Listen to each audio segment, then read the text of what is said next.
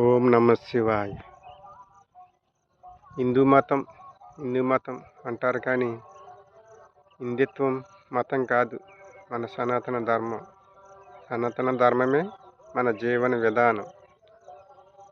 ఈ సృష్టితో పాటే మన సనాతన ధర్మం ఏర్పడింది. ఈ సృష్టి సనాతన ధర్మం. ఏదో రాజకీయ నాయకులు పార్టీలు పెట్టేట్టు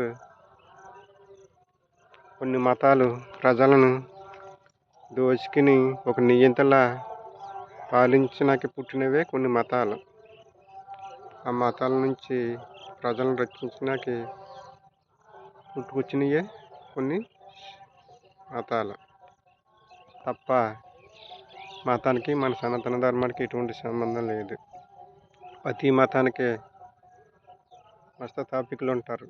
అదే మన సనాతన ధర్మానికి ఎటువంటి స్థాపికులు ఉండరు. అంటే భూమితో పాటే పుట్టింది అన్నమాట. సనాతన ధర్మం అనంతమైనది, అంతం కానిది.